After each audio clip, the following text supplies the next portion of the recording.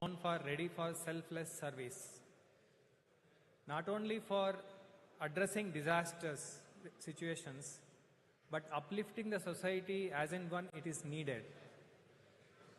It is known for running lakhs of service activities across the country. So now we will witness a video which is going to give a glimpse about our service activities. Thank you.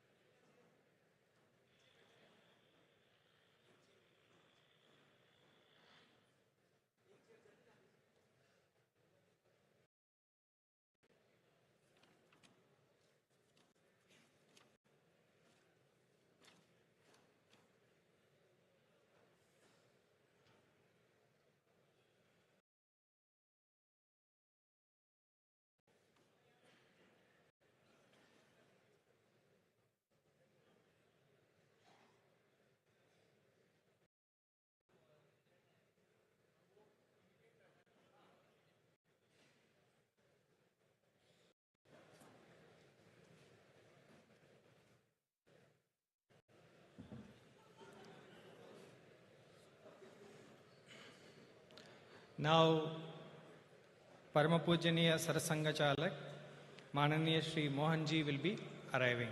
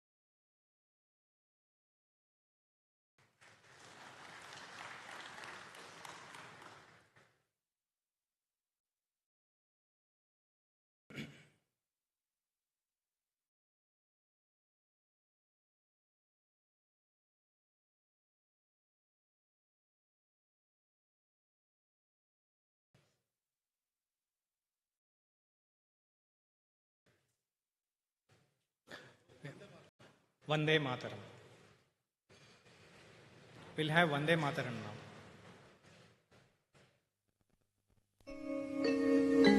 Vande Mataram,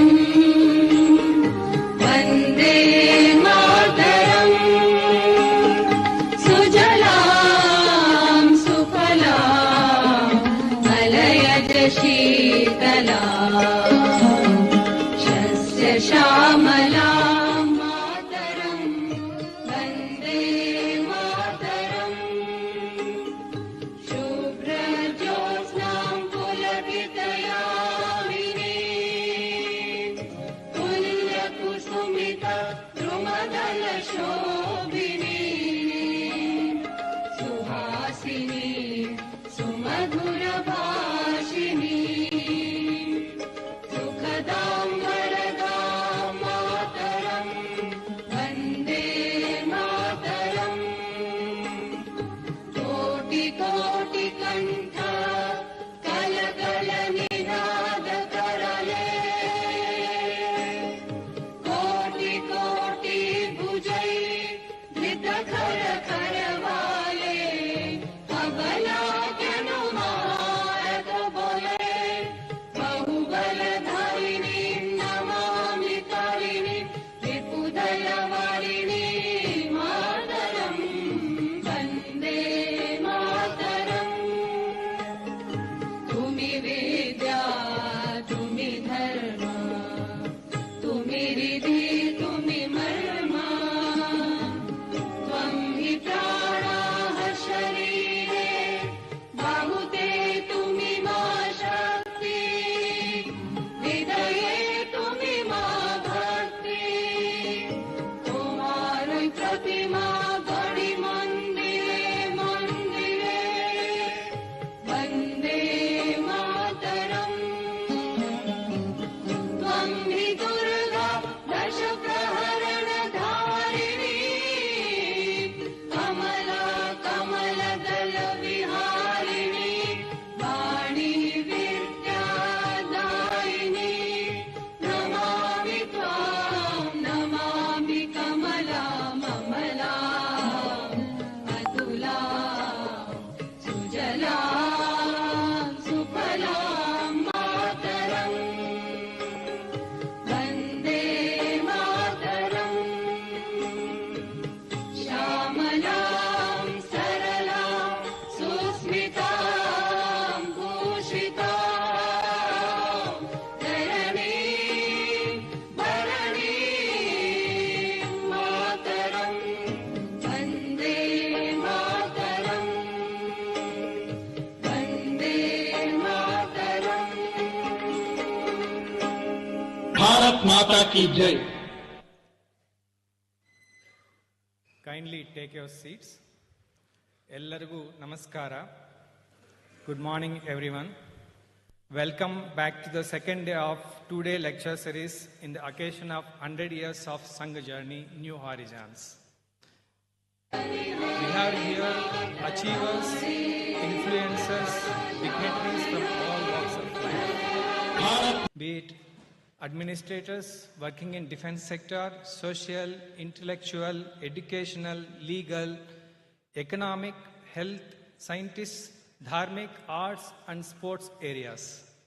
Many foreign delegates and diplomats also present here. I'm very happy to welcome you all, and let's start today's sessions with introductions. I am honored to be here to introduce the senior Sangha functionaries on the dais. We are fortunate to have Sri Dr. Mohan Bhagavatji, Parama Pujaniya Sarasanga Chalaka of Rashtriya Swayam Sevak Sangh.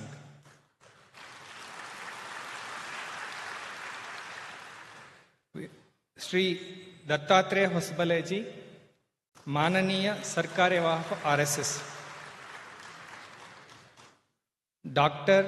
Vaman Shanaiji, Manya Dakshina Madhya Kshetra Sangachalak. Dakshina Madhya Kshetra consists of Telangana, Andhra and Karnataka. Sri Umapatiji, Manya Karnataka Dakshina Pranta Sangachalak.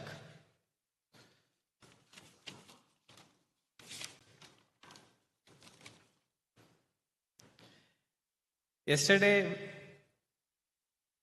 based on our request, we got overwhelming response from all of you.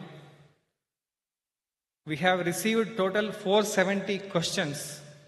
Of course, many questions, there were repetitions, there were some questions without name, and questions we received till today morning 12:20 a.m.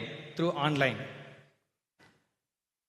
So we have grouped the questions into 18 categories.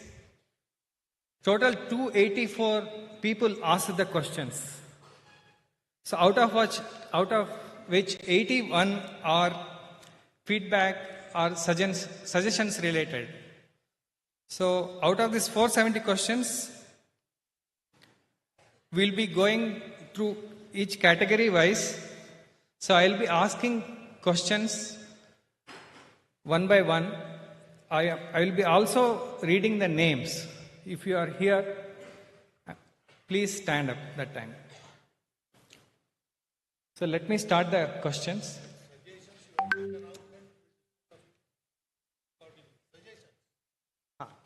So those suggestions you have already given. There are 81 of them. Thanks for such quick feedback, suggestions and opinion.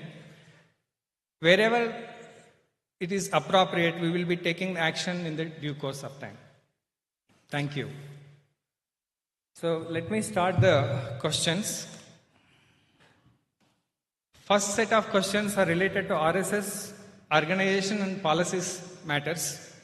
The first question is Sangh and legal authenticity. Name of the persons who have asked this question is Sudhindra Budia, Ravi Shankar Bhatt, Sundar Raj Urs. The question is, why Sangh is not a registered organization? Is that by chance? Is that by choice or to avoid legal obligation? Why Sangha does not address its misconceptions directly, registration, funding, etc.? As for the answer, it has been given umpteen times. But those who want to raise the questions, they go on repeating the questions. So, repeatedly we have to answer it. This is not the first time this point was raised. You know, Sangha started in 1925. So, do you expect us to register with the British government? Against whom our Sarsanga Chalaka was fighting at that time? Then after independence, the laws we have now in Swatantra Bharat, they do not make registration compulsory. The legal status is also given to unregistered body of individuals. So we are categorized as body of individuals. And we are a recognized organization. So Income Tax Department asked us to pay income tax, and there was litigation. Income Tax Department said, the court said, this is a body of individual. And our Guru Dakshina was exempted from that income tax. We were banned thrice. So government has recognized. If we were not there, whom they banned? And each time courts resolved the ban, they dismissed the ban and made RSS a legal organization. So many times questions are asked in assembly, in parliament, statements are given, pro or anti-RSS. All this is not without recognition. Legally, factually, we are an organization. We are not unconstitutional. We are within that constitution. Our status, legal status is within that constitution. So we need not register. Many things are there which are not registered. Even Hindu Dharma is not registered.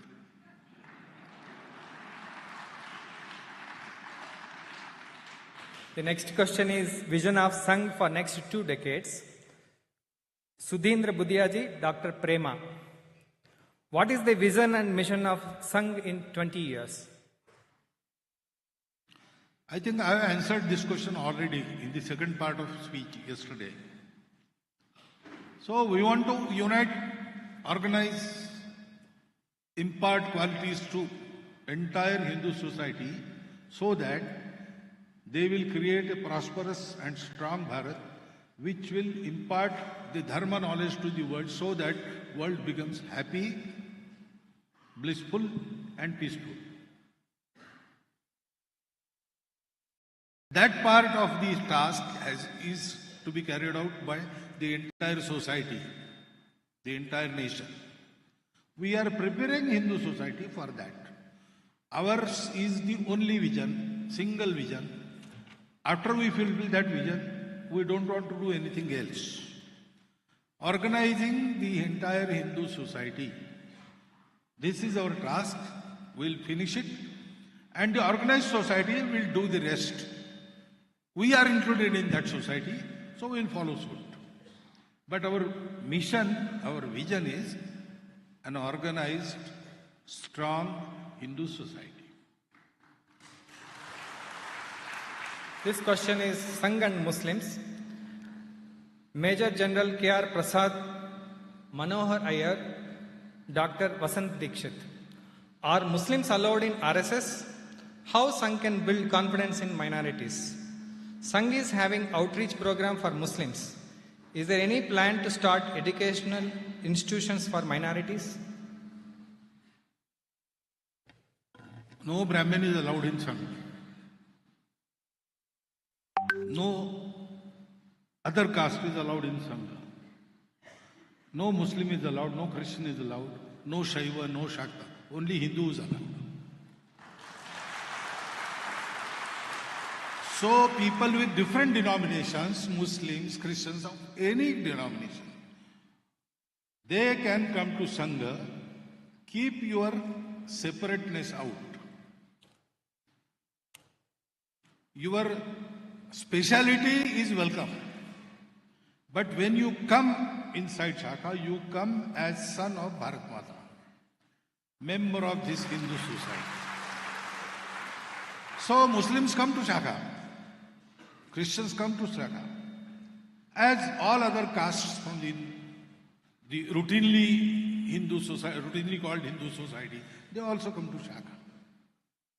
But we don't take their count and we don't ask who they are. We are all sons of Bharat Mata. That is how Sangha works. The outreach to hitherto untouched sections or hitherto kept away from the society, such sections, we have to specifically contact them So there is outreach program. But outreach program doesn't mean that we will do something there. Actually, Sangha says we will not do anything for anybody. Each has to do his own duty. Each has to bring about his own uddhar. Nobody else will come to you. Even God will help those who will help themselves. We will enable you to do that. We will prepare you to do that. So don't expect anything from Sangha. But if you come to Sangha without expecting anything from any other fellow, you can do your own. That is what we are going to teach. So outreach is there. If they are doing some noble deeds, we will help them. But schools for Muslims, schools for Christians, schools for Brahmins, schools for non-Brahmins, we don't do that. Sangha does only shakha work and man making. Swayam Sevaks have different organizations which are separate, autonomous, independent, and we expect them to become self-dependent so that they don't require any help from outside, even from Sangha. But they will do all these things on the same principle. God helps those who help themselves. So maybe there are Shishu Mandirs in Muslim localities also. They are run by Vidya Bharati, not by us. That type of work is there. But outreach is purely come and give. To appeal that.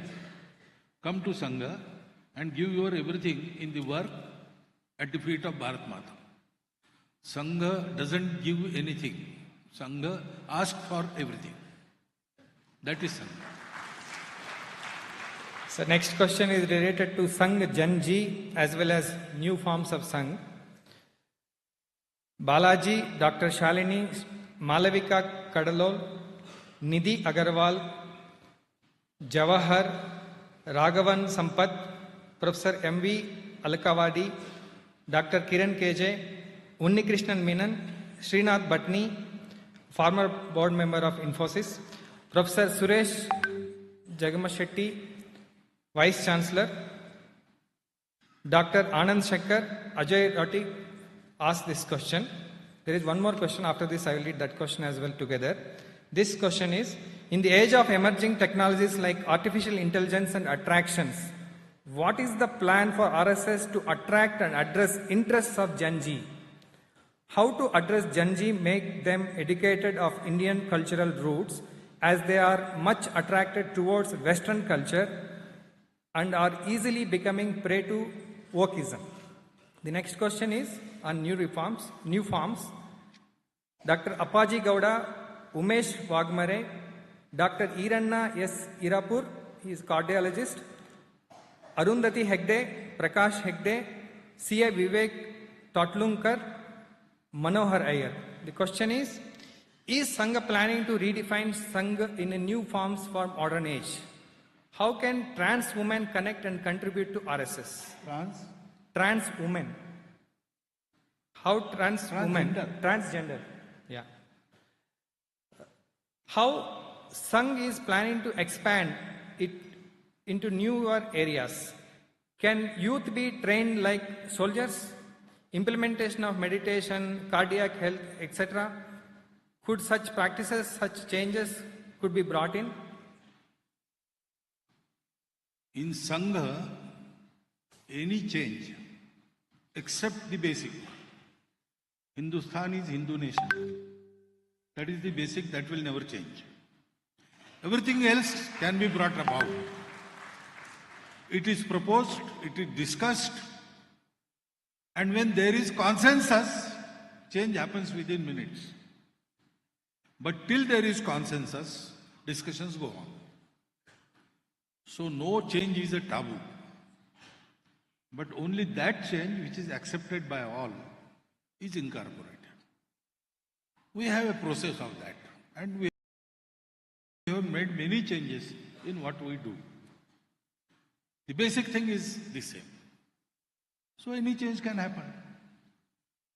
Any variety of our member of our society can come to Sangha. So transgenders, if they come to Shakha, we will not say you are a transgender, you remain out. No, he will come. Those who have Dhwaja Pranam, those who sing our Prarthana, those who do our programs, those who say, okay, Hindustan is Hindu Rashtra, all of them are welcome. There is no bar. Gen Z, if they are interested in AI and social media and all these things, we will have to go there and we will have to contact them. For example, Dr. Edgar's generation and those who were enrolled by him in Sangha, there were two different generations. And two things were very attractive to that generation: cinema and cricket. So everybody used to come to Shakha Delhi, but on Sunday they were absent. So Dr. Edgar inquired, why didn't you come on Sunday? He said, my aunt had come to visit us. Then another fellow, my aunt had come. Everybody's aunt came on Sunday. So what Dr. Edgar did, one Sunday, when they were standing in queue for ticket for cinema hall, Dr. Edgar also joined the queue. And then everything became all right afterwards. So, if we want to fetch somebody from where he is to Sangha Shakha, we will have to go to him. So we will go to him. If he is interested in particular things, we will also get ourselves interested in, have the knowledge. What is so attractive in that? Whatever is useful for meaningful life will last. Whatever is not useful, howsoever attractive it seems today, tomorrow it will lose its shine. That is different. It doesn't prevail. So, we will test it.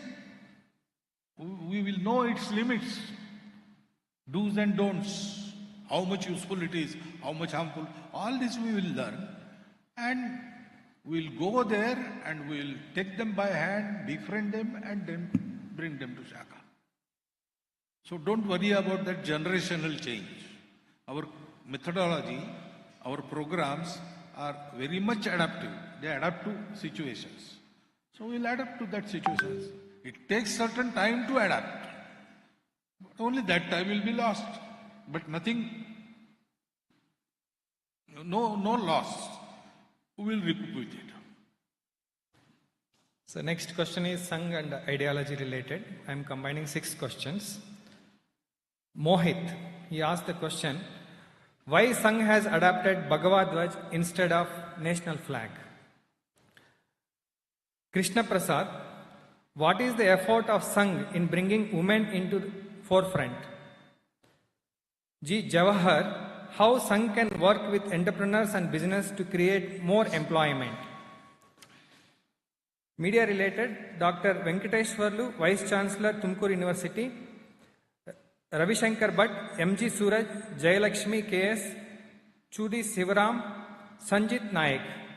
Why is there hatredness towards Sangh these days? Why Sangh does not respond or rebut to false statements and allegations? Why is Sangh aversion to mainstream media? Don't you think RSS needs a dedicated public relations system? Can you give a hard-hitting reply to critics of RSS asking you and Modi ji to step down at 75? On politics, Venkatesh Dalwar. Why Sangha do not support any political party directly? On policies, how is that alignment between Modi ji, Sabka Saath, Sabka Vikas, Sabka Vishwas and Sangha organizational policies and action at grassroots level works? Too many questions together. Okay. It starts with first question. First question on Bhagavad Dvaj Bhai. So, nahi. Hey, it is there.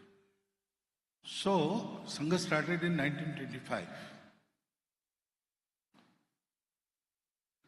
And we had to provide for Sangha. So the current system was asking for, in Marathi we say Vargani, contributions. But Dr. Edgar said Sangha is ours. So if I have to marry my sister or marry my brother, I don't go on seeking contributions. I will fetch loan from somewhere, do the needful and then repay back. But I will never beg for my work. So Sangha is our work. We should run Sangha. So we have to, and this is not something I am contributing, I am a donor. That ego should not be there. So this has to be not a donation, a devotion, a dedication. So we have to give dakshina. Dakshina is dedication, it is not dana. And for dakshina there has to be a guru. So who should be the guru? Person cannot be guru. Because person has a limited time in this world. And then every person has a past. Yeah, every sinner has a past and every saint has a future. And it is always unpredictable. Most unstable jiva on the earth is Manushya. So there should be a permanent symbol of our glorious culture, Rashtrattva, all these things, Hinduness. That is Bhagavad Dvaj, undoubtedly. Everywhere, even now. So that Bhagavad Dvaj was taken as a guru. Flag, national flag, was first decided in 1933. And the flag committee unanimously recommended the traditional Bhagwa to be the flag of Swatantra Bharat. But then Gandhiji intervened and for some reason he said 3 colors. On the top Bhagwa. Okay, it will be flag of the Sarvabhauma Samprabhu Satta of Swatantra Bharat. We call it Rashtrattva, national flag. Since its creation, Sangha has always stood by, respected, offered tributes and protected this Tiranga Dvaj.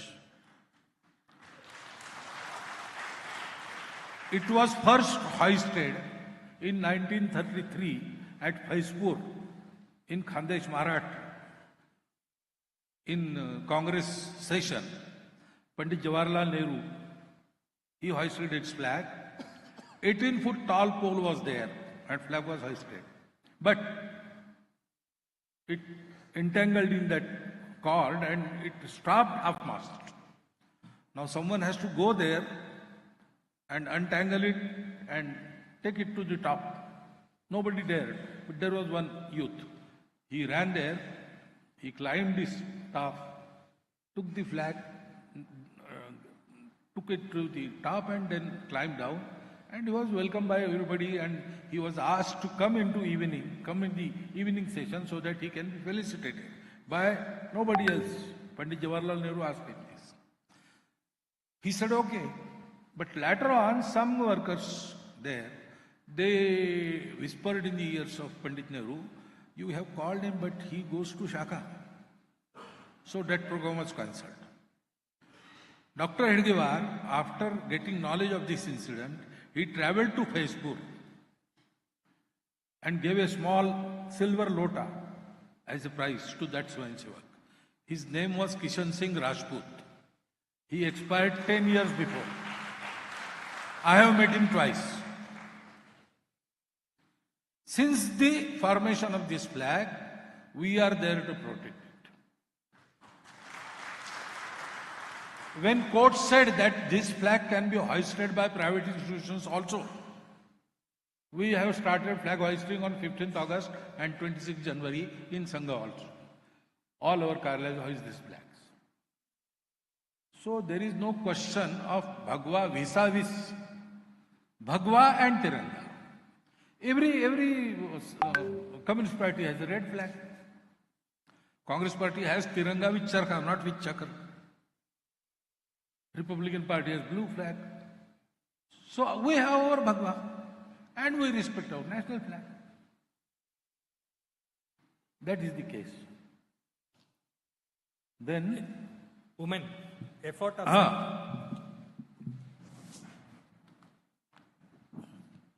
effort of Sangh in bringing effort from women started in 1933. Thank you. In 1933, in those times, young workers, if they started working in women also, there was scope for much whispering. It was harmful for a young organization like Sangha to do that. So Dr. Edgar didn't go there to work in women. But one of the mothers of our Swayamsevaks, she came to Dr. Edgar and asked him, you are organizing whole of the Hindu society and you are keeping 50% out. So Dr. Edgar said, I cannot do that. It may harm my organization in its childhood only. So, if some lady does this work, I will do it. I will help her. So she started Rashtra Sevika Samiti. And it was agreed at that time that Sangha and Samiti will go parallel, never meet, but always help each other. And we are doing that. Samiti has about 10,000 centers all over Bharat. They also have got some 50 plus full-time devoted pracharaks, we call it Sangha, pracharika they call it in Samiti. They have shakhas, the similar program, the same dhwaj. They have their prarthana with the same spirit but different words. All this they are doing. And whatever our Swayamsevaks do for the benefit of the society, therein women and Swayamsevaks, males, they work together. At the level of execution, at the level of decision, leadership, everywhere, we are trying to bring them at par with the males. Such workers, women workers in various organizations run by Swayamsevaks, they have now started coming together for the emancipation, empowerment and education of women folk of our country so that they will participate equally in the national affairs. That activity we call Mahila Samanvaya. All this is going on. So, by agreement, the Sangha programs which are visible outside, therein only Purush, they participate. Mahila, they will go to Rashtra Sevika Samiti. But all else is done by them together, and the effort is to bring Purush and Mahila, numerically they are nearly at par, but as a role also, they should have equal participation, the same role in leadership, decision, etc., etc. How Sangh can work with entrepreneurs and businessmen to create more employment? We expect that at district level, businessmen, entrepreneurs, technical, knowledgeable persons of that district, some social workers, they should come together. They should survey the district. What skills will provide the employment locally to youth there? And they should create a facility wherein youth of that district will be trained in the same skills which will fetch them employment locally. They need not leave their place. They will get the employment at their home place and they will fare well. Their household will run fairly well. That type of training, that type of employment should be brought. It should be decentralized, district-wise effort. That is what we expect. We call it as Swavalambi Bharat Abhiyan, and an organization, Swadeshi Jagarana Mancha, with others, Laghu Udyog Bharati, etc., who are working in this economic and trading field, they come together and do this. So this has started. We are doing it. Media hatredness. Why media hates? You see, answering the questions. What for we should answer the questions? For the sake of benefit of our organization. So every question need not be answered. For example, we are answering many questions. But again and again, that question is asked. Why? Because there are people who must raise the questions about Sangha, who must make people doubtful about Sangha. We need not answer them. We have other important works to do. We cannot waste our time by replying everybody.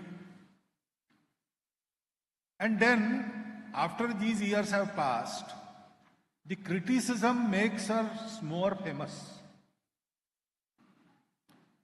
You have just witnessed here in Karnataka.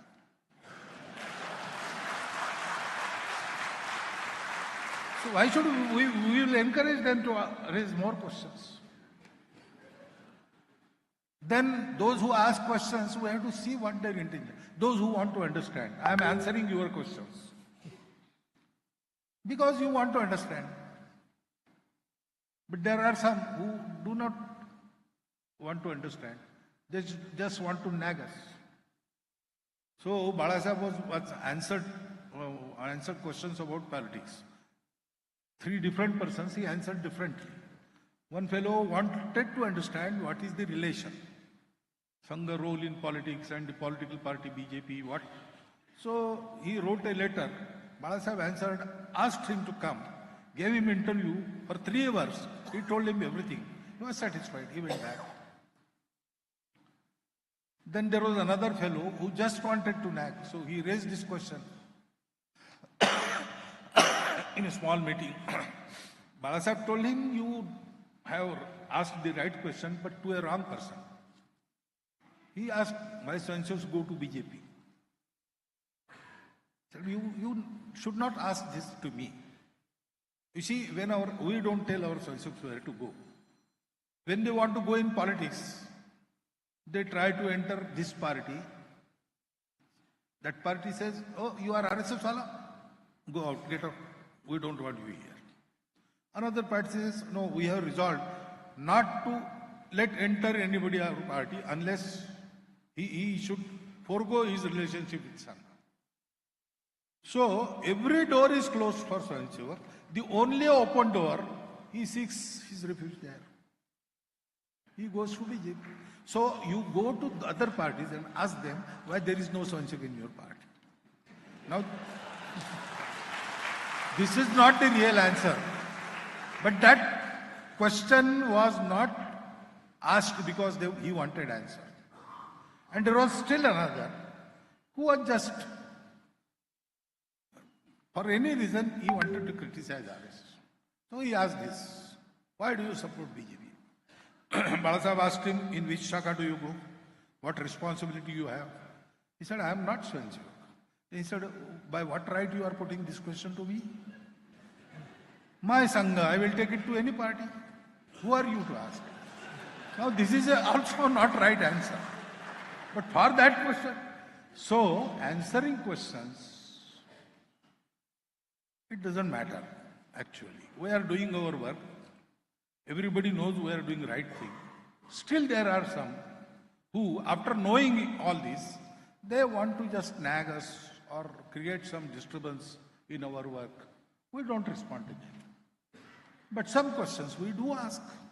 Sometimes we issue statement. When we see that question has some weight, people need clarification, we do it. So it is not that we don't ask, we don't answer questions or we ignore questions. But there is no point in answering the same question 100 times. Once answer is given, okay. Those who don't know, they will come to us, they will ask us. We will answer them individually. That happens. Why Sangha do not support any political party? We do not support any political party. We do not participate in vote politics, current politics, election politics, etc. Sangha is work of uniting the society. And politics by nature is divisive. So we keep out of politics. We support policies. And especially now that we are a force, we will exert our force to support the right policy. Not individual, not a party, but policy. For example, we wanted to have Ram Mandir in Ayodhya. So our Swayamsevaks supported them who stood by its construction. So BJP was there. If Congress would have supported that, our Swayamsevaks supported that party also. Actually, during those agitation, elections happened, and 2/3 times there was not a single party contesting, there was an alliance. So BJP was supporting, where their candidate was there, Swayamsevaks did support him. We didn't tell them. Naturally, they went after that candidate, but JDU was fielding their candidate. And there was alliance between BJP. So our Swayamsevaks supported that candidate. So we don't have special affinity towards one party. There is no Sangha party. No party is ours. And all parties are ours. Because they are Bharatiya parties. We support Rashtra-niti, not Rajaniti. And that we do publicly. We have our views and we want to go this country in a particular direction. Those who will drive in that direction particularly, we will support them. We will ask public to think about this and support them. Whatever public does, it is their prerogative. But we will exert our strength in favor of the Rashtra-niti we feel proper. Alignment between Sabka Saath, Sabka Vikas and Sangha organization policies. There is no question of alignment. Political party and its slogan is the question of that party. We are doing our work.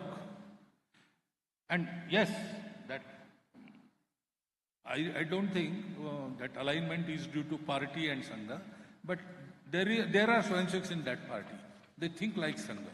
Sangha wants to organize entire society without keeping anybody out.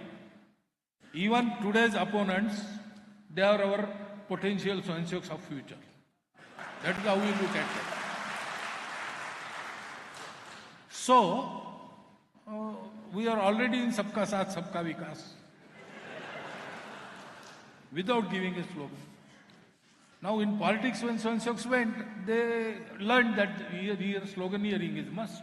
So they must have given that slogan. That is a very natural alignment. It is not to be forced. It is there. That is why everything in favor of national good, any party, any leader converts it into slogan, it is aligned to Sangha work already. Because the only thing Sangha wants is betterment of this country and this society. So Major General K.R. Prasad, can RSS establish kiosks to help poor citizens? Ashok Raghavan sir, is there a definite plan of Sangh to reach lower strata and SC/ST of the society? Vishwanath sir asked, is there a significance for individual talent in Sangh? Is there a significance for individual talent in Sangh? Sudhindra Budiak asked, is this not true that number of dedicated pracharaks is dwindling in today's modern era? And there was one question without name. Which system is better, Gruhastha or Brahmachari? if Grihastha is better, why Sangh is having Pracharak system? And Dr. Nitin Garg, how to propagate positive work done by RSS to India and the world? So there are kiosks for poor citizens, raised by Sangha. That kiosk is given name Shakha. The Shakhas run for the earning citizens. Vyavasayi Shakhas are such kiosks. And we are going to take those kiosks to each basti and each center within 10 to 12 villages. That is Mandal Kendra. They have a group of persons, namely Jagran Toli of that Shakha. And their job is to go about their geographical field of that Shakha and see what lacks to anybody or anywhere. And then they have to fulfill that thing. Abhav ko dur karna, samasya ko suljana. These are the only two tasks given to that Jagran Sholi of each Shakha. So we have raised such kiosks. We are going to take them to every basti, every village, and we'll try to do whatever we can about this. Then there is a definite plan of Sangha to reach lower. Every strata we have to reach. But we have our method. We will not reach through propaganda or promotion. We will go there, we will present ourselves, they will see our conduct, because we want to rope in every individual for the betterment of this country. Doing something for him is not enough. He should in return do something for the nation daily. So we will go to every person, we will approach him, we will talk to him, we'll befriend him, we'll take him along. That is our method. So it takes time. But we are expanding. We are reaching more and more geographical divisions of our country. We are reaching more and more strata of the society. And definitely that number of representation of the Hindu society, various kinds of Hindu society in Sangha, is steadily, definitely increased. And we can see it now at least up to zonal level. It will come to all India level also. Next step is that. There is significance of individual talent. Every individual is important in Sangha, but nobody is indispensable. We are a team, and team benefits from individual capacities. So there is scope in every team for individual talent, individual efficiency. But every individual keeps his talent within the ambit of team working. That is how it is done in Sangha. So everybody is important and nobody is indispensable. Everybody does his job perfectly. Together we achieve success. Credit goes to team. There is no I in team. Many eyes, they join together to make a team. That is what happens in Sangha. Number of pracharaks is steadily increasing. Now it is about 3,700 or so. And it has increased. About 500, 550 youth per annum, they come as pracharaks. And about 300, 350. They, for various reasons, they go back. So every time, 100, 200, increase is there. So it is not dwindling. And society consists of grihasthas. Who is important, grihastha or brahmachari? All are required there. You cannot say that who is important, sannyasi or grihastha. Both are always there. They have to be there. There are 4 ashrams: brahmacharya, grihastha, vanaprastha and sannyas. So brahmachari and sannyasis are part of the society, but the basic, the upholder of all these three ashramas is Grihastha.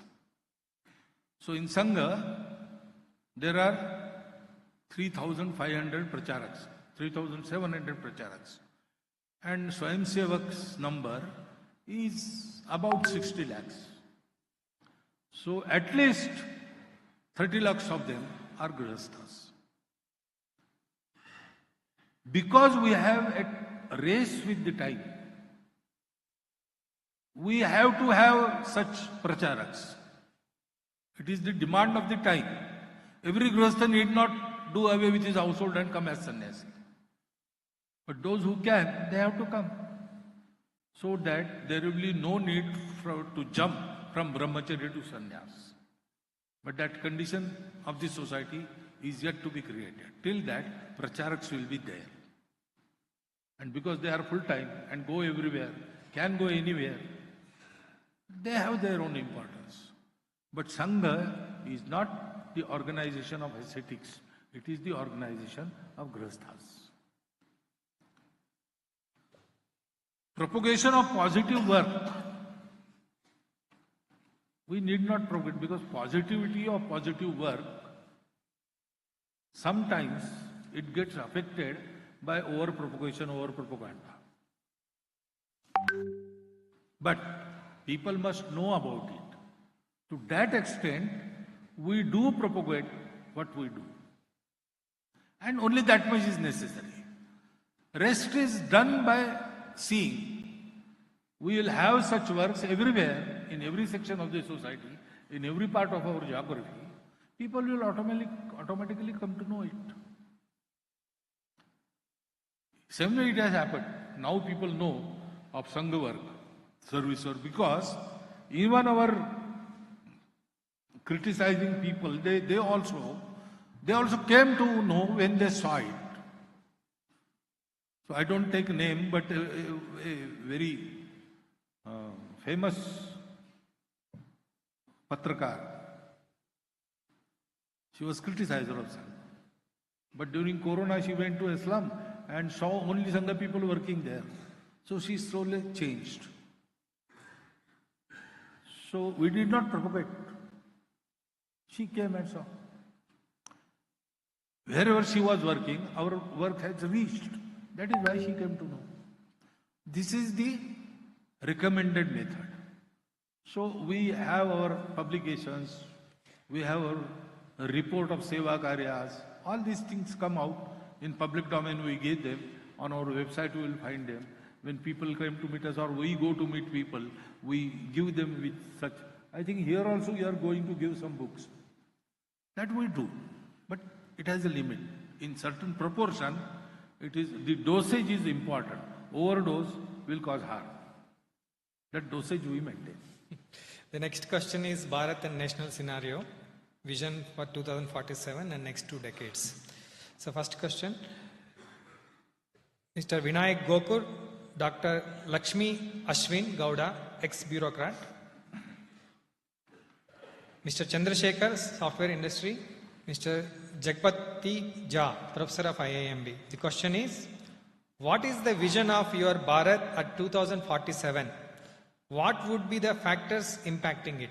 The next question, similar to this, asked by Mr. Prasanna, Mr. Raghavendra Prasad TS, tech entrepreneur, and Dr.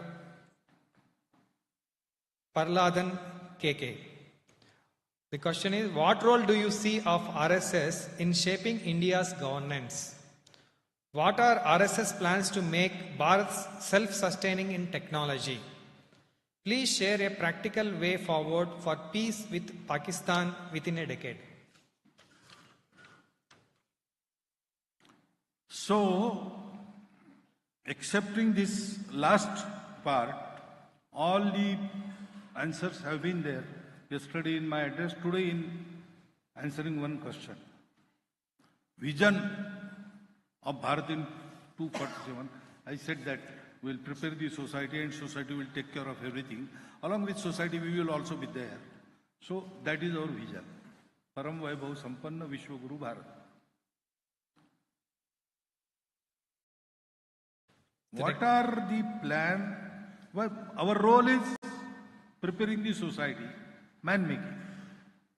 Sangha does only that thing. Sangha has its shakha, Sangha has its Swayamsevaks. Sangha has the families, Sangha families.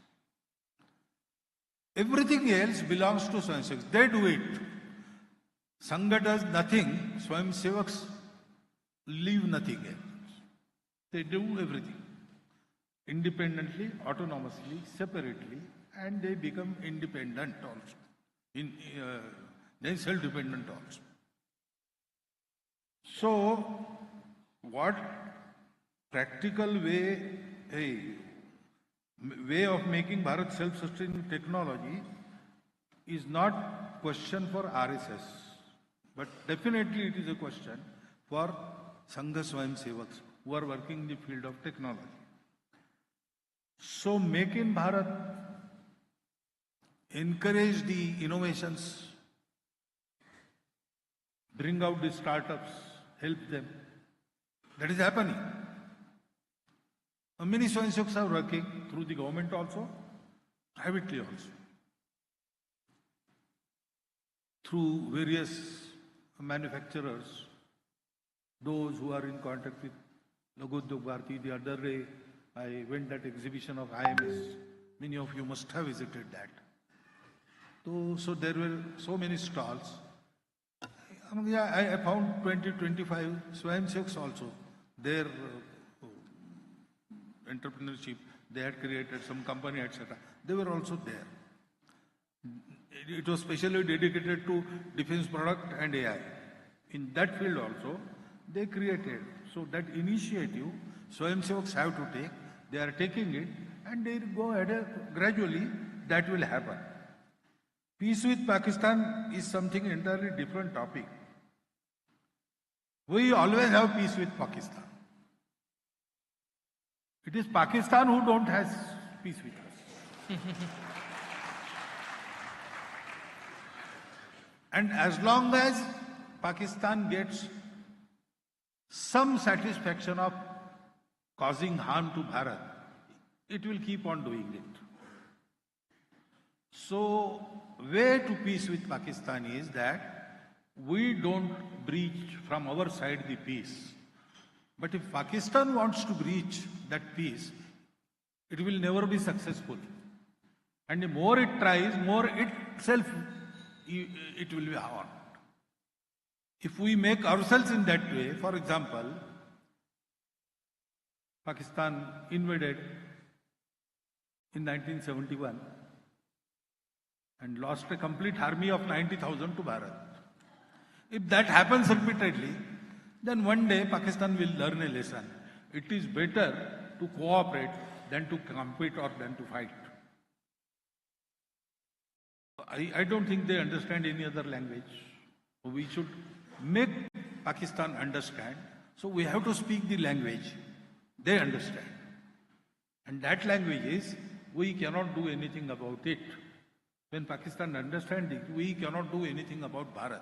It is better to go closer, be friend, be honest friend, and cooperate. That is the only way that they should understand.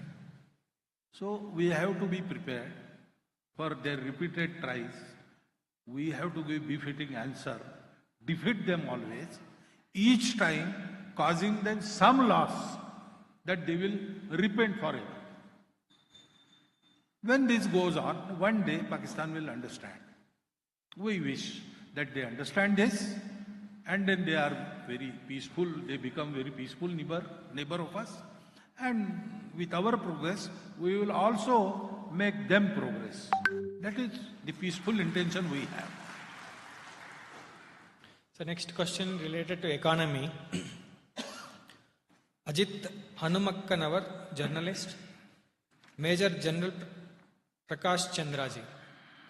Recent economic data shows 1% of rich people controls 40% of country's wealth.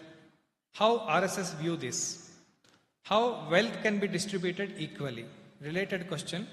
Professor Uday Prakash Singh, Dr. H.S. Shetty, industrialist.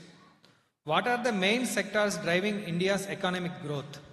India has great potential to grow as world's largest agriculture economy.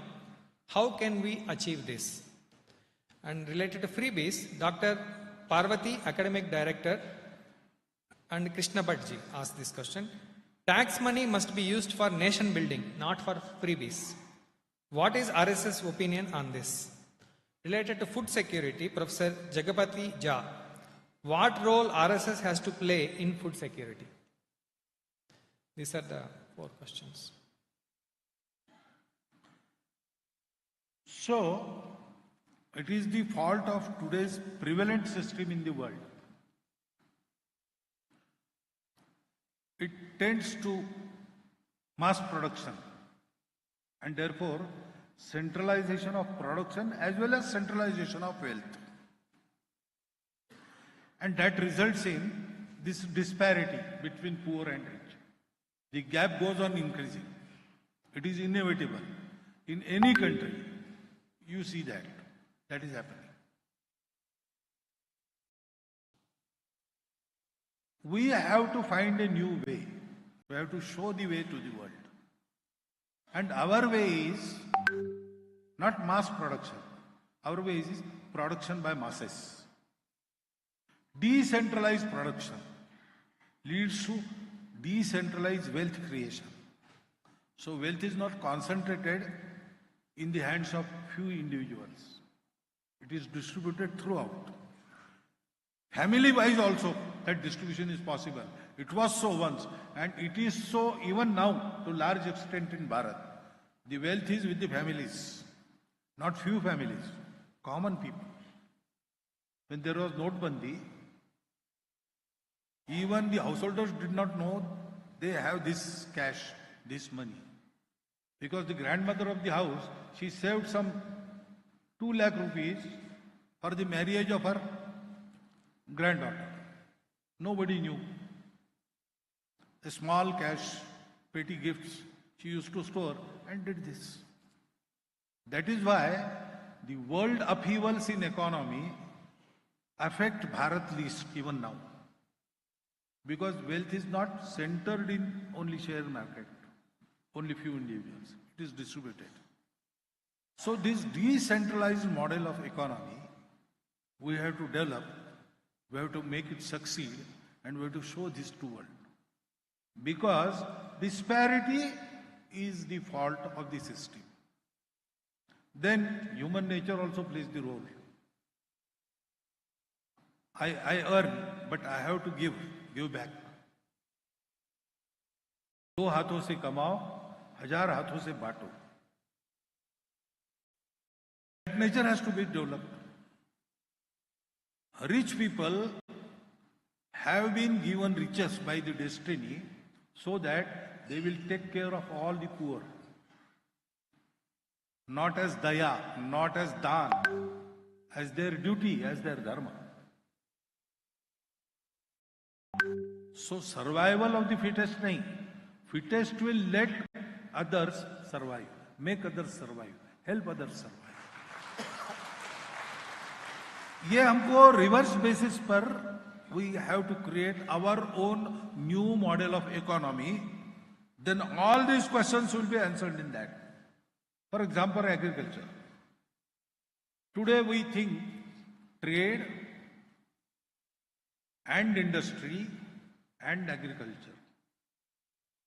3 different sectors without any coordination between them. That's what not so. From BC 1 to BC 16, we were the top in the economy. And what was our system?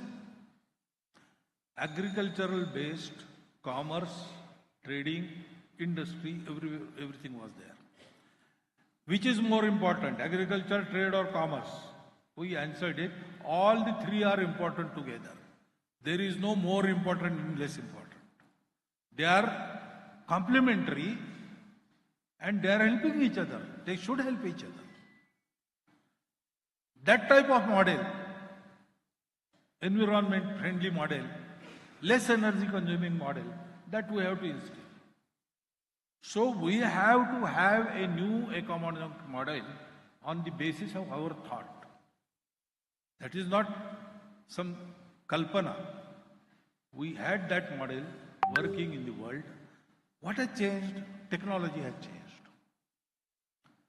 So we have to learn that technology, adapt it to this model, and we have to further this model. It will help our country, it will help the world to overcome the problems they face due to this economic disparity. Next question related to policy making. Shubhankar Chaudhary, CEO, India Thar Atomic Power Corp. The question is, Bharat has vast thorium reserves, which can make the country energy independent, but policy changes have slowed down the process. What role RSS plays to fasten up this process? In MSME sector, Krishna Bhattji asked a question. What measures can RSS undertake to support cottage industries? So previous question had one more clause. What are the main sectors driving?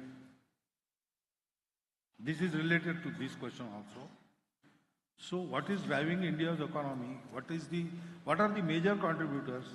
They are MSMEs, cooperative sector, agriculture, and self-employment. Their contribution to GDP is greatest. Their creation of employment is the largest. So, all these things, role in food security, supporting cottage industry, about thorium you have said, I 100% we agree with you. I think we have resolutions also. So when that nuclear deal was in discussion, we had resolved that we have to develop the alternate method. Alternative to uranium is thorium, and in matter of thorium, we are self-dependent. So we will become free. So we still say that that research should be conducted and we should incorporate thorium as our nuclear fuel. That we have to do. What RSS has, what role RSS has, RSS is not the government. RSS is not the political party. So we can play in advocacy. And we do that. We can educate the people, and we do that. Regarding all these matters, we keep our Swadeshi view in our mind, and wherever we can ask them to do it, where we can create some pressure to do it, we do. We ask our sons to do all these things. But it is they who have to do it. And there are so many other constraints and restraints. So, we understand that everything we say, they may not be able to do. But that doesn't mean that whatever we have said is not proper. These are the proper things that should happen. If they are not happening, correction is necessary at that level. And those persons taking care of those fields, they have to do it. On national security, related to illegal infiltration and risk of Sanatana Sanskriti. First question, Rajendra Upadhyaya, radiologist, Shivananda Shetty, Ajit Kandachar, Dr. Nagaraj Puttaswamy, Dr. Yuvraj M. Biradar. How Bharat can address the issue of porous borders that is allowing Rohingyas infiltrants? There are established organized racket exploiting corrupt administrative loopholes. How this could be tackled? The second question, Dr. Murali Mohan, Hemant Mallapurji, Ravindra Katotiji, Nanaya MT. Due to conversions and politics, Hindus are getting divided and population is declining. How far can Constitution protect and preserve Hindus and Sanatana Sanskriti? How safe is national security with current laws? How could we solve this? Is it porous borders? So we have to render them non-porous. Due to many reasons, that cannot happen to the degree it should happen. The government the present government has tried. For example, in Manipur, they want to close the border. But the people from our side, they have different opinions in those localities. Some of them, they don't want the border to be fenced. And they have some valid reasons. So, because all these borders, present borders, they're unnatural. We were one country and we were divided at random. So when someone that came from England, he did not know anything about how to found the borders, etc. And he also has said that I simply took the pen and drew the line. So kitchen is in Bangladesh and bathroom is in Bharat. That type of division is there. So in such an unnatural border, if you want to close it fully, there are certain problems which government has to organize. This is not the excuse, but definitely they have to tackle these issues. It takes time. But our borders should be well guarded. They should not be porous. They should be protected fully. That is what we say. And yes, corruption, organized rackets, all these things are there. But why they are there? People doing this, they are part of our society. So, unity and quality of the society is the basic factor we have to correct. Conversion politics. Hindus are getting divided. Who asked Hindus to get divided? Why do not they resist? Politics comes and divides us. Why? Politician comes and says, you are of this caste, he is of this caste, don't go with him. Why cannot I answer, I don't recognize caste in this matter, it is a national matter, we are one as a nation. Why you cannot say that? We need to get ourselves educated and reformed.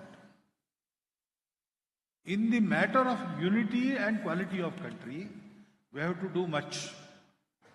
All of us together should try to do this. It can happen. It is not an impossible task. We are at it from our inception. But this force needs to be increased. You need not be an RSS member, Swanshivar, to do this. If you are a true national, honest national of this country, you must propagate this thing. Okay, ours is a diverse society, there are so many vividhatas, and we take them as Shrungar of our ekata. But they have their own limit. There are so many provinces, so many languages. Each has its importance. And we recognize it, respect it, accept it. But ultimately, we are one country, one people, one nation. So if someone comes and asks us to be divided, we will refuse. We have got such a Sanatan Dharma. If someone comes and says, convert, we say, we will not. We have done this. We have done this. Within a century, 3 continents were converted. In Bharat, 3 centuries have passed. Converted people are still a minority, hopeless minority. From Mexico to Siberia, under the sword, the nations were changed, exterminated. For namesake they are there, but there is no, that Iran, that Persia is not there, that Rome, that Egypt is not there. But in Bharat, after 500 years of rule of these powers, we are still Hindustan. We can do it. So we must remember this unity, we must remember this quality. We have to make every effort to keep it increasing. That is the root cause, that is the root remedy.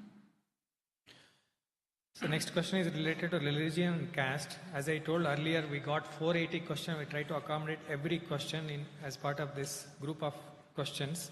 Kindly bear with me, I am reading more questions, but all related to caste and religion. First question, Professor Basavaraju, Vice Chancellor, M.G. Suraj, Dr. Ravindra Puttaswamaya, Tungappa, K.N. Rameshji, Sanjeev Raikar, Professor Basavaraju, Vice Chancellor, Ranganath Bharadwaj. What are the steps taken by Sangh to eradicate caste system? Can RSS initiate inter-caste marriages? Should we stop asking caste in schools and colleges? How the children from downtrodden and marginalized caste can come mainstream of the society? All are caste related only. I am continuing to read few more questions. Dr. V. Sri Ramakrishnan, K. Ratnaprabha, civil servant, Jerome Anto, Raghavan Sampath, Narasimhan B.S., Dr. Sharan Srinivasan. Political parties are succeeding in convincing a large section of Dalits that they are not Hindus. How to convince SC/ST community that Hinduism doesn't preach casteism and discrimination? What is the action plan of RSS to address this? How we can reach out to common citizen to make them understand RSS values and stops conversion? What is the plan for preventing the conversion? How can we contribute to stop conversion? All related to conversion. Then inclusivity related, Prashant Magadi, Dr. M.V. Alagwadi, Professor, Dr. Narendra Vishwanath, G.K. Vishwanath, Dr. Krishna Prasad, Vijay Kumar, all of them, Dr. Krishna Prasad. They asked, how can we promote inclusivity regardless of language, religion and caste? How to use religion and caste for inclusive growth? How can we learn from the Western countries to remove the caste systems? Caste and politics related, Vijay Kumar asked this question. How to stop the politicians, secularists who divide the society on the basis of caste and misquote Manusmriti. Similarly, reservation based also same caste question. Rohit Deshpande, Ms. Josna Pai, Anant Kulkarni, Professor Basavaraju, Vice Chancellor, Satesh Bellur, S. Arun Kumar, S.L. Gangadharappa, retired IAS, Major General Prakash Chandra, Major General Prakash Chandra asked this question. How to resolve the brain drain of non-BC, non-OBC students? That is, bringing our talents back to Bharat. How to stop reservation in education sector and encourage meritocracy? The next question. How many years still required to make every Indian feel one family? What is the role of RSS playing in this regard in next 5 years? How to stop reservation in education sector? All related to caste and religion.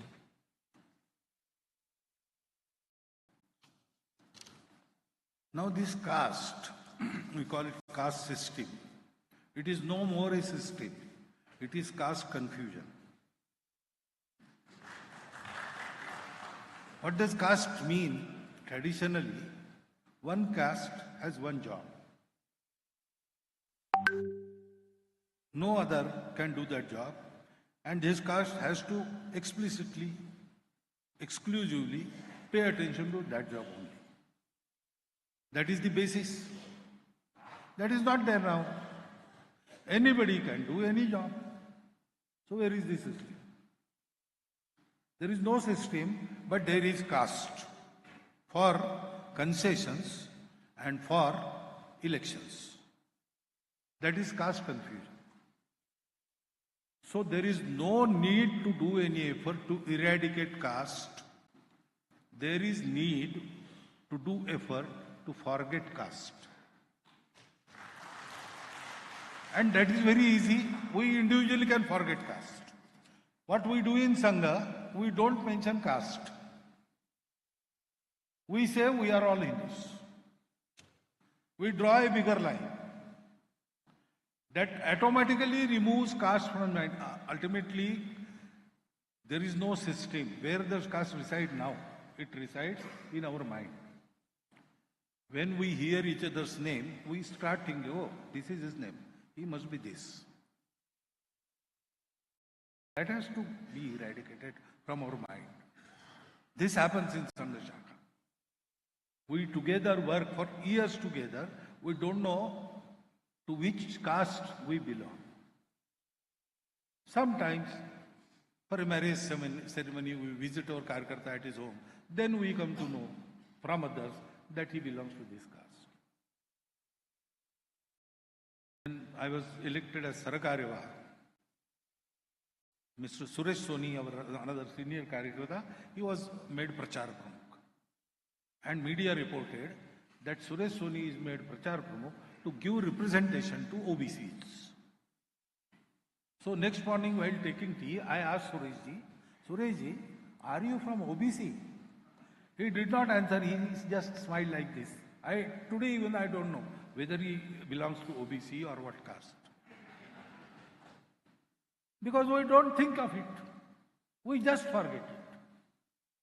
That is what we have to do in our daily.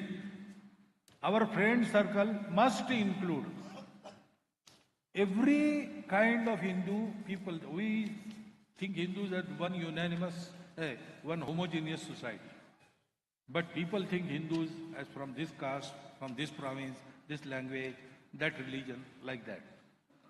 We must include every type of Hindu conceived by others in our friend circle. Wherever we reside in particular locality. From all the sections of society in that locality, we have friends. Our family have families. We mix together, we go to each other's house, we celebrate together in Sukha and Dukkha. We help each other. That should happen. And wherever people like us are in majority and in authority, they should try to make Mandir, Pani, Smashan common for every Hindu. That we can do. You need not be Sangha Swayamsevak. You need not have an organization for that. Individually you can do this. You can have friends everywhere. You can go and mix with all the families. You have to train yourself, you have to train your family. If we do that, this caste problem will be eradicated very easily. It will take time, 10 years. But we are trying to eradicate for 1,000 years. Every Santa asks us to forget caste. Every Santa asks us to forget untouchability. It is not going because if you beat darkness with a stick, it will not go away. Light one small lamp, it will go away. We have to light the lamp. Stop beating the darkness with sticks. That we do, it will happen. And answers of all the questions come in this. In schools and colleges, government has to do it. But for political reasons, it will not be done. If I am in politics and I don't support this caste, varna, untouchability, it should go out lock, stock, and barrel. That is my firm opinion. But if I am in politics and to eradicate this from government policies, I have to be in chair. I will not dare to touch this topic there. Otherwise, I will be distrust. It is their dilemma. They cannot do it. It is this society which one day Paral will say, now if you do not quit asking about caste in your forms, we are not going to vote for you. Then it will go away. So we have to start it. We have to do it in society first. Then all this will happen. How we can help the children from downtrodden marginalized. Main thing is not their economic backwardness. It is there, we have to do about it, something about it. But first thing we have to do is to give them love and respect. That is their hunger of the centuries. If you do that, they have the strength to uplift themselves. We will have to merely give hand, but nothing else. They are not weaklings. Now they are getting organized also. What they expect is love and respect first. And that love and respect will remove all the discrimination in actions.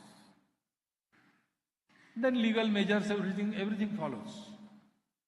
So first we have to do this. And I am telling you this, our Swayamsevaks are doing this through various service projects and through our shakhas. Our experience is very encouraging. If we do this, everything follows automatically. That brings inclusivity in our nature. That makes growth also inclusive. We need not learn anything from Western countries in this respect. Remember, Western countries do not understand Bharat. They do not. Recently, within last 3-5 years, some light is dawning on the Western people that Bharat is something we have to study more deeply. But they are much ignorant about us. We have to know ourselves. And we have to do everything for us. We need not take any lesson from the Western country. It is our fault. We will cure it. If we do this, politicians and secularists will definitely stop doing any harm to the society. Because why do they do this? It is their self-interest. When they see that doing this will be counterproductive, they will stop it. If they find some scope for their mischiefs, they will do it. When they learn that the mischief brings some reverse effect, they will stop doing it. That is the only way. So again, society has to prepare themselves. Brain drain is something different. Non-BC, non-OBC, brain drain is not from only that section of the society. In BCs and OBCs also, the so-called brain drain is there. There also, youth goes outside, settles there, doesn't come back. It is concerned with our selfishness. We speak of brain drain. Why we became independent? Yogi Arvinda deliberately failed in the ICS examination because he wanted to serve the country. Subhash Babu deliberately came back from there. All our leaders, they had much scope outside. But they did not want that scope. They wanted to work for their country and countrymen. That urge we have to encourage, we have to recreate. There is also a reverse flow going on. People realize, they come back, young people. So why they are going there? For facilities. I asked a doctor's son who was about to go abroad. I asked him, why are you going there? Because good doctors are found here. People from abroad come here for correct and cheap treatment. That is the fact. Well, but so many foreigners coming here for heart operations, brain operations. So I asked him, why are you going there? He said, no, there are good facilities. Why are you being a doctor? You are a doctor for earning money or you are a doctor for treating people? He said, treating people. Then you are needed more in Bharat. Why are you going there? There is no answer. This mislogic is there in their mind. You have to remove this. Unless they come back and work here, here conditions will not be improved. And unless the conditions are not improved, this logic makes them go out for facilities. So we have to start somewhere. We have to inculcate this spirit in our young minds. That is the way we can stop the brain drain. How to stop reservation in education sector and encourage meritocracy. Actually, reservation and meritocracy, it is not related. Talent or only in the people who are not awarded reservation. That is wrong. Talent is in the section of the society which require reservation. There also talent is. Very good talent is there. So, don't relate these two. That is different. We have to bring our society, every section of the society at par. Otherwise, there is no use of meritocracy. So, we have to understand this. For 1,000 years, the deprived brothers of ours are not capable of compete on equal footing. We have to bring them up. The only way to stop reservation is to create complete equality in the matter of opportunities, love and respect. That has not yet happened. There is covert or over untouchability still in work. That is the cruel fact of our national life. We have to cure this, then everything will stop. Nobody will need resources. Already there are some people from BC communities who say that now we do not need reservation, give it to someone else who is worthy of it. We were takers up till now. We asked for boons, we got the boons. But now we have to give back. We will be givers now. That type of thought currents are now emerging from that society also. So, we should keep some patience. Let the reservations continue. Let the inequality be eradicated. Then we will have a system wherein all these things will be, there will be no heart burning. I have to be broad-minded about it. Otherwise, there is no other hope. I think I have answered it. Now we will have a break for 20 minutes. It's a bio break. Those who are needed, they can go out and come back in 20 minutes. Thank you.